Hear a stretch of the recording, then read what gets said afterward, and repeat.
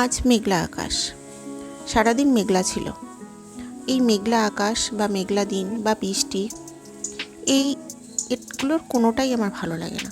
আমার রোদ ভালো লাগে, যদিও বা কিছুক্ষণের জন্য মাঝে রোদ উঠেছিল, তবে সেটা খুব বেশিক্ষণের জন্য না। তবে যেটুকখানি রোদ উঠেছিল তাতে অন্ততপক্ষে যে জামা কাপড়গুলো আজকে আমি ধুয়ে দিয়েছি সেগুলো সব শুকিয়ে গেছে। এটাই সবথেকে বড় সান্ত্বনার।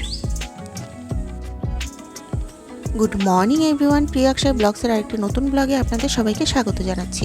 আমি প্রিয়াঙ্কা। আশা করছি আপনারা সবাই ভালো আছেন, আমরাও ভালো আছি। আজকেও ছাদের গাছগুলোতে অনেক ফুল ফুটেছে। এই ফুলগুলো দেখে না আমার ছোটোবেলাকার একটা স্মৃতির খুব মনে পড়ছে। আগে আমরা কুচবিহারে থাকতাম, তো ছোটোবেলায় যখন আমাদের বার্ষিক পরীক্ষা শেষ হতো তখন আমরা বান্ধবীরা মিলে ভোরবেলা ফুল চুরি করতে যেতাম। যদিও বা এই ব্যাপারটা নিয়ে বাড়িতে ভীষণ বকা খেতাম, তারপরও না একটা অদ্ভুত ভালো লাগা কাজ করতো তখন। যদিও বা এখন এই সমস্ত কথা মনে পড়লে হাসি পায়। এই যে গাছের ফুলগুলো দেখছেন, এই গাছগুলো যদি আমরা ছাদে না লাগিয়ে বাড়ির সামনে মাটিতে লাগাতাম, তাহলে এই ফুলগুলো পাওয়া তো দূরের কথা, চোখে দেখতেই পেতাম না। এখানেও চুরি হয়, তবে এখানে ছোটরা চুরি করে না। এখানে যারা চুরি করে তারা সবাই বয়স্ক, আর তারা যখন চুরি করে নিয়ে যায় তখন একটাও গাছে আর ফুল থাকে না। বাড়ির লোকেদের জন্য আর একটা ফুলও রেখে যায় না তারা।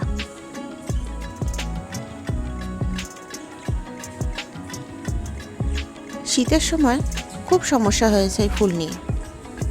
একে তো গাছে ফুল ফুটতোই না, তার মধ্যে সে সময় ফুলের দাম বাজারে ভীষণ বেড়ে যেত।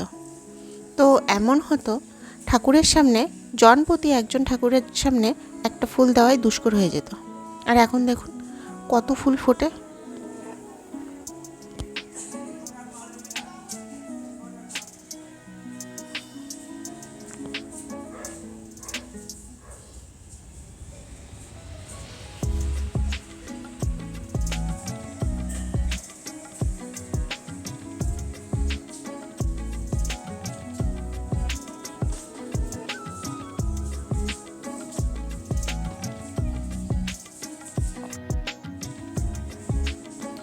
আর এই যে কুমড়ো গাছ, এই কুমড়ো গাছগুলো, দুটো কুমড়ো গাছে 4টে ফল হয়েছে দেখছি। এখন এগুলো টিকলে হয়।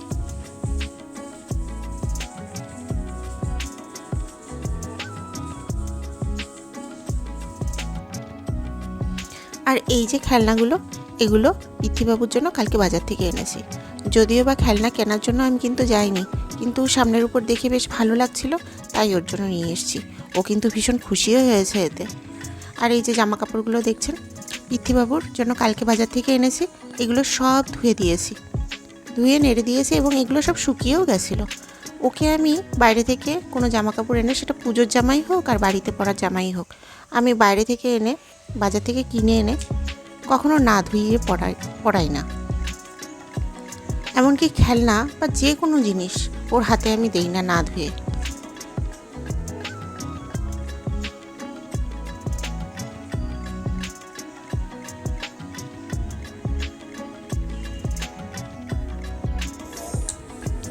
আর এই যে পৃথ্বীবাবু ঘুম থেকে উঠে গেছে, উঠেই দুষ্টুমি আরম্ভ করেছে। খুব দুষ্টু হয়েছে ছেলেটা। ও যতক্ষণ জেগে থাকে ততক্ষণ এই দুষ্টুমি চালিয়ে যায়।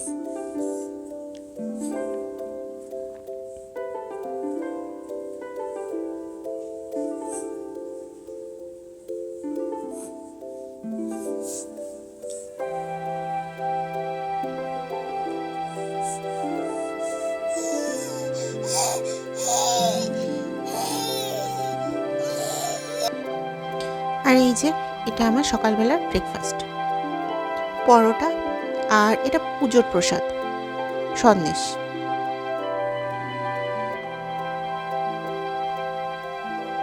আর এই যে চা, এটা আমার বুস্টার।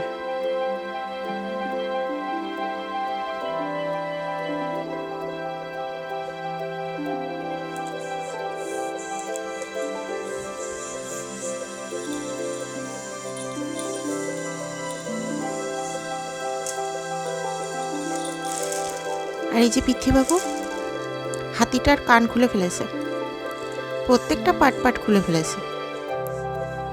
শুধু এই ট্রেনটাই এখনো কিছু করতে পারেনি ও।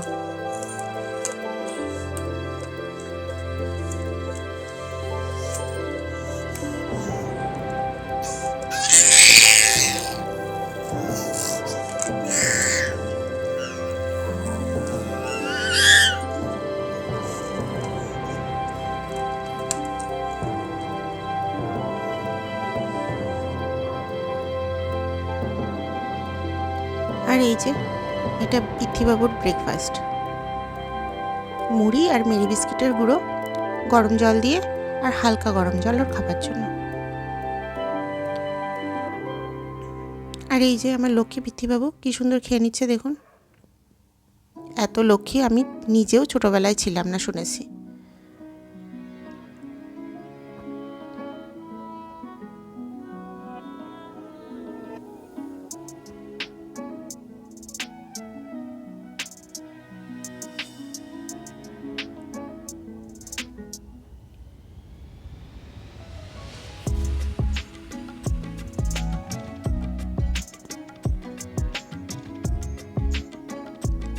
আর এই যে পৃথ্বীবাবু জামাগুলো শুকিয়ে গেছে, ওগুলো এনে ভাঁজ করে গরম গরম ভেতরে ঢুকিয়েও রেখেছি। আর এই যে মা রান্না বসিয়ে দিয়েছে, আজকে আমাদের কাতল মাছের ঝোল করবে। তো যেদিন বড় মাছ বা কাতল মাছ এগুলো মাছ রান্না করে, সেদিন সর্ষের তেল আমাদের ইউজ করে। তো এই যে সর্ষের তেল, এটা গরম হলো, গরম হওয়ার পরে এবার হলুদ লবণ দিয়ে মেখে রাখা মাছগুলো ছেড়ে দিচ্ছে। এবার এই মাছগুলোকে ভেজে নেবে, ভেজে নিয়ে যে তেলটুকু বাকি থাকবে তাতে সাদা জিরে ফোড়ন দিয়ে আলুগুলোকে লাল লাল করে ভেজে নেবে। তার মধ্যে জিরে বাটা, সাদা জিরে বাটা, আদা বাটা, শুকনো লঙ্কা বাটা, এইগুলো দিয়ে মশলাগুলোর সাথে আলুগুলোকে ভালো করে কষিয়ে নেবে।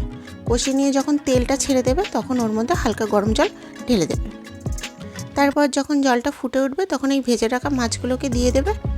আর মাছের ঝোলটা হয়ে গেলে মাছটাকে নামানোর আগে ধনেপাতা আর টমেটো কুচি ছড়িয়ে দেবে। ও আর মশলা কষানোর সময়, মশলাগুলো দেওয়ার সময় হলুদ আর লবণটা কিন্তু দিতে হবে, ওটা স্কিপ করে গেছি।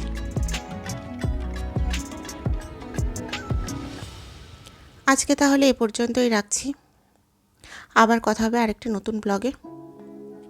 আমার চ্যানেলটিকে অবশ্যই সাবস্ক্রাইব করবেন, আর যদি ভালো লেগে থাকে ভিডিওটি একটি লাইক করে দেবেন। সবাই ভালো থাকবেন, সুস্থ থাকবেন। আবার কথা হবে আরেকটি নতুন ব্লগে। ততক্ষণের জন্য টাটা।